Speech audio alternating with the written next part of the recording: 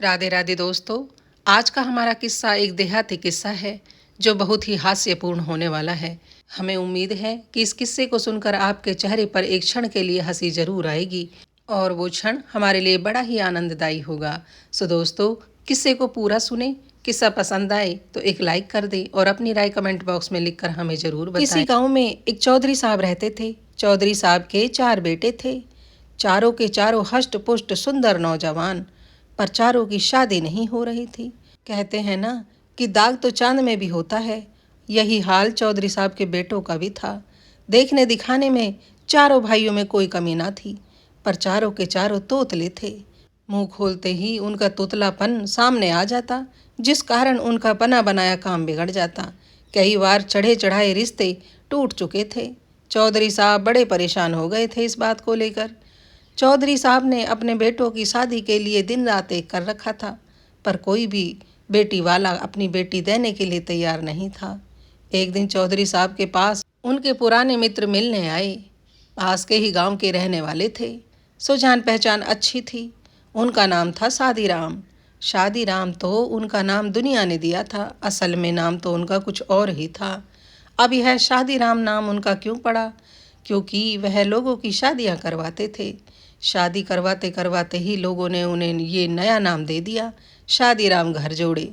अब उनके असली नाम से उन्हें कोई ना पुकारता, सब शादीराम कहकर ही उन्हें बुलाते थे। शादीराम चौधरी साहब के पास आए, दुआ सलाम हुई, बैठे बातें हुई तो चौधरी साहब ने अपनी व्यथा शादीराम को सुनाई। भाई शादीराम, कुछ भी करो, चाहे कोई भी जुगाड़ लगाओ, पर चारों बेटों की शादी करवाओ। देखो, बहुत परेशानी हो रही है। चारों की उम्र भी बढ़ती जा रही है। एक तो इनका तोतलापन, दूसरा इनकी बढ़ती उम्र। भाई इस बार तो तुम ही कोई जुगाड़ बिठाओ। शादीराम अपने मित्र चौधरी को सांत्वना देकर वहां से चला गया और वादा करके गया कि इस बार वह कोई अच्छे घर का रिश्ता लेकर ही आएगा। एक दिन शादीराम अपने किसी मित्र के यहाँ गए। संयोग से उस मित्र की 4 बेटियां थीं और वह भी चारों के लिए रिश्ता खोज रहे थे। शादीराम को अपना काम बनता सा दिखा। शादीराम ने उन मित्र से बात की कि मित्र, मेरे एक जान पहचान के चौधरी साहब हैं। घर में किसी चीज़ की कोई कमी नहीं है, जमीन जायदाद भी खूब है। उनके 4 बेटे हैं और चारों बेटे योग्य हैं। देखने में एक से एक बढ़कर सुंदर है। मेरी मानो तो एक बार चलकर लड़कों को देख लो। देखना, तुम्हें लड़के जरूर पसंद आएंगे। लड़की का पिता भी तैयार हो गया। एक ही जगह 4 लड़के मिल जाएं, इससे बड़ी बात और क्या हो सकती है। उस व्यक्ति ने अपने घर में सलाह मशवरा किया और शादीराम को बता दिया कि फला दिन मैं लड़कों को देखने आऊँगा। शादीराम वहाँ से चलकर चौधरी साहब के पास पहुँचे और उन्हें सारी बात बता दी। चौधरी साहब बड़े खुश हुए, पर चिंता यह थी कि बेटों के मुंह खोलते ही उनका तुतलापन फिर से सामने न आ जाए। शादीराम ने चौधरी साहब को परेशान देखा तो कहा, देखो चौधरी साहब, आप परेशान ना हो। चारों बेटों को मेरे पास बुलाओ, मैं उन्हें अच्छे से समझा दूंगा कि उन्हें क्या करना है। चौधरी साहब ने अपने चारों बेटों को बुलाकर शादीराम के सामने बिठा दिया। शादीराम ने चारों को समझाया कि बेटा देखो, अगर लड़की का पिता तुमसे कुछ भी पूछे तो हाँ ना में गर्दन हिलाकर ही जवाब देना। मुंह मत खोलना, चाहे कुछ भी हो जाए। बाकी सब मैं संभाल लूँगा। चारों लड़कों ने अपनी सहमति दे दी। असल में वे भी परेशान हो चुके थे रोज रोज के रिश्ते टूटने से। उम्र भी काफ़ी हो रही थी, सो वो भी चाहते थे कि हमारा ब्याह जल्दी से जल्दी हो जाए। और लड़कों के मन में तो वैसे भी शादी के नाम से लड्डू फूटते हैं। सो चारों बड़े खुश हो रहे थे कि इस बार तो हमारा ब्याह हो ही जाएगा। निश्चित दिन लड़की का पिता लड़के देखने के लिए चौधरी साहब के घर आ पहुँचे। चौधरी साहब ने लड़की के पिता की बड़ी ही आवभगत की। उनकी आवभगत से लड़की का पिता गदगद हो गया। बातें होती रही तो लड़की के पिता ने कहा, चौधरी साहब, लड़कों को भी बुलवा ही लो। शादीराम भी वहीं पर बैठा था। उसने उठते हुए चारों लड़कों को आवाज़ लगाई। चारों लड़के वहाँ पर आ गए। शादीराम ने एक तरफ ले जाकर उनको फिर से समझाया कि बेटा, तुम्हें पता है ना मैंने तुम्हें क्या समझाया है। चारों ने गर्दन हिलाकर सहमति जता दी और आकर लड़की के पिता के पास बैठ गए। लड़की का पिता भी चारों भाइयों को देखकर बड़ा ही खुश हुआ, क्योंकि चारों लड़कों में कोई कमी नहीं थी।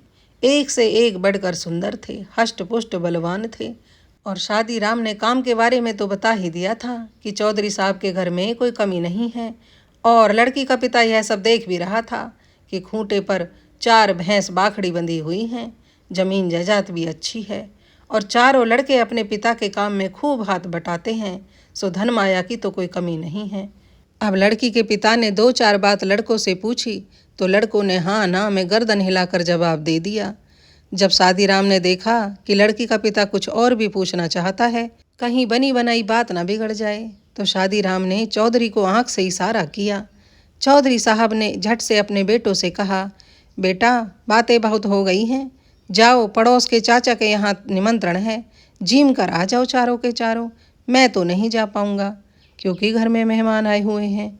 चारों के चारों उठे और जिमने के लिए चल दिए। लड़की का पिता कुछ पूछना चाहता था पर पूछ ना सका। वैसे भी अब पूछने की कोई गुंजाइश तो थी नहीं। चारों के चारों लड़कों को देखकर लड़की का पिता उन पर मोहित हो गया था। इसी बात को देखते हुए चौधरी ने झट से लड़की के पिता से पूछ लिया, तो बताइए चौधरी साहब, आपको हमारे बेटे कैसे लगे? लड़की के पिता ने कहा, हाँ चौधरी साहब, आपके बेटों में कोई कमी नहीं है, चारों के चारों एक से बढ़कर एक हैं। मेरी भी पुत्रियां बड़ी ही गुणवंती हैं, आपके घर को स्वर्ग बना देंगी। यह सुनकर चौधरी साहब के मन में लड्डू फूटने लगे। उन्होंने सोचा कि बस किसी तरह से मेरे तोतले बेटों की शादी हो जाए। यह वो जमाना है कि निभाया तो सब हो ही जाता है। वैसे भी मेरे घर में कोई कमी नहीं है, इसकी लड़कियों को कोई दुख तो होगा नहीं। अब यह सोचकर उन्होंने लड़की के पिता से कहा, देखिए चौधरी साहब, अगर बेटे पसंद हैं तो रुपया देकर बात पक्की कर दो। लड़कियों का पिता भी गदगद तो था ही, 1 रुपया दिया और रिश्ता पक्का कर दिया। उन दिनों 1 रुपया देकर रिश्ता पक्का हो जाया करता था। आगे की सारी बातें करके लड़की के पिता ने चौधरी साहब से विदा ली और अपने गांव की तरफ चल दिया। शादीराम भी उनके साथ ही थे। संयोगवश चारों लड़के जिम कर उसी रास्ते से घर की तरफ वापस आ रहे थे। लड़की के पिता ने उन चारों लड़कों को देखा तो मन में सोचा, क्यों ना जाते समय और थोड़ी सी बात इन लड़कों के साथ कर ली जाए। अब शादीराम भी यह बात समझ रहा था। वह मन ही मन घबरा रहा था कि इन कमबख्तों को भी इसी समय इसी रास्ते से वापस आना था। अब तो शादीराम के पसीने छूटने लगे।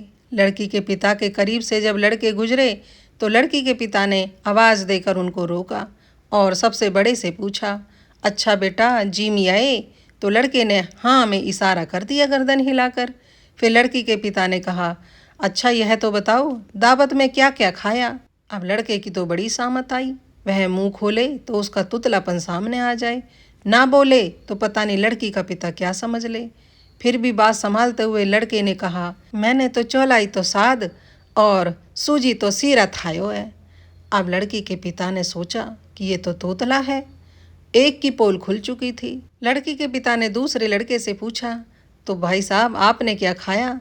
दूसरा बोला, मैंने तो लापसी थाई और 2 पूरी ते साथ आलू की सब्जी और थोड़ो सो राय तो पियो। अब तो लड़की के पिता की त्योरियां चढ़ गई। फिर भी उसने अपने चेहरे पर एक मुस्कान रखते हुए तीसरे से पूछा, तो भाई आप भी बता दो आपने क्या खाया? तीसरा बोला, मैंने तो 2 पूड़ी और थोड़ा सा रायता ही पिया था। मैं ज़्यादा तुच्छ नहीं खाता। मैं अपनी सेहत का बड़ा ही ध्यान रखता हूँ। अब तो लड़की के पिता का माथा ठनक गया कि ये तो तीनों तोतले हैं। हो सकता है ये छोटा वाला तोतला ना हो, इससे और बात करके देखता हूँ। छोटा वाला वहाँ से खिसकने के चक्कर में था कि तभी लड़की के पिता ने उससे भी पूछा, तो बेटा आपने क्या खाया? चौथा वाला अपने को फंसता हुआ देखकर फिर भी होशियारी दिखाते हुए बोला, मैं टुश नहीं बोलूँगा, मैं मुंह नहीं खोलूँगा। इन तीनों की तरह मैं बेवकूफ़ नहीं हूँ। जैसे ही मैंने मुंह खोला तो पता चल जाएगा कि मैं भी टोटला हूँ। अब तोतले की पोल तो खुल ही चुकी थी। लड़की का पिता मन ही मन हंसने लगा, पर उसने चेहरे पर कोई भाव नहीं आने दिया। उसने शादीराम से कहा, भाई ठीक है शादीराम, हमें लड़के पसंद हैं, आप भी हमारी लड़कियों को देखने आ जाओ। शादीराम तो बेचारा बड़ा ही परेशान। उसकी समझ में यह बात नहीं आ रही थी कि लड़कों का भेद खुलने के बाद भी लड़की का पिता सामान्य क्यों है। भेद खुलने के बाद भी रिश्ता पक्का करने की बात कह रहा है और कह रहा है कि आप भी हमारी लड़कियों को देखने आ जाओ। शादीराम ने लड़की के पिता को विदा करके वहीं से वापस चौधरी साहब के घर की सुधा लगाई और चौधरी साहब के पास आकर सारी बात बताई। चौधरी साहब ने शादीराम से कहा, शादीराम ज़्यादा मत सोचो, कुछ लोग गुणों को ज़्यादा महत्व देते हैं। हो सकता है उनकी पारखी नज़र में हमारे बेटों के गुण आ गए हों। इतना कह दोनों बड़े खुश हुए और निश्चित दिन लड़की देखने जाने के लिए तैयार हो गए। शादीराम और चौधरी साहब लड़की देखने के लिए लड़की वाले के घर पहुंच गए। लड़की के पिता ने उनकी बड़ी ही आवभगत की। असल में बात यह थी कि उसकी भी चारों बेटियां तोतली थी और वह भी इसी बात को लेकर बड़ा ही परेशान था, पर विधाता ने उसकी समस्या हल कर दी थी। उसकी बेटियों के ही योग्य उसे लड़के मिल चुके थे। अब जैसे ही चौधरी साहब और शादीराम जलपान से निवृत्त हुए, कहा गया कि लड़कियों को बुलवाओ। लड़कियां आई, खाना परोसा गया। लड़कियों को देखकर चौधरी साहब बड़े खुश हुए। चारों लड़कियां एक से एक खूबसूरत और गुणी दिख रही थी। खाना परोसा गया। खाने में करेले कुछ थोड़े से कड़वे रह गए। अब चौधरी साहब ने जैसे ही मुंह में करेला रखा तो बोले, करेला कुछ कड़वा है। बड़ी वाली लड़की ने एकदम से कहा, छौते भनारे, फिर भी तड़वे त्यों? दूसरी बोली, अरे चुप तर, पिताजी ने कहा था कि मुंह मत खोलना, तू तो बोल गई। तीसरी बोली, तो तू ही कौन सी चुप रही, तूने भी अपना मुंह खोल ही दिया। सबसे छोटी जो इन सबको देख रही थी वह मुंह पर उंगली लगाकर बोली, बहन मैं तो तुप की तुप बैठी हूँ, मैं नहीं बोलूँगी तुझ भी। यह सुनकर चौधरी साहब जोर से ठहाका लगाकर हंस पड़े। चौधरी साहब ने लड़की के पिता से कहा, भाई यह भी खूब रही, हमारे चारों तोतले बेटों के लिए आपकी बेटियों से बढ़िया रिश्ता मिल ही नहीं सकता। सभी लोग जोर जोर से हंसने लगे। तो भाई इस तरह से चारों तोतले और चारों तोतलियों की शादी हो गई। तो दोस्तों, आज की कहानी आपको कैसी लगी कृपया हमें कमेंट करके ज़रूर बताएं। पसंद आई हो तो एक लाइक कर दें। चैनल पर यदि पहली बार आए हैं तो चैनल को सब्सक्राइब कर लें और अपना सपोर्ट हमारे साथ ऐसे ही बनाए रखें। दोस्तों, आपके सपोर्ट से ही हम यहाँ तक पहुँचे हैं और आशा करते हैं आगे भी आपका साथ हमें ऐसे ही मिलता रहेगा। तो मिलते हैं एक नई कहानी के साथ। राधे राधे।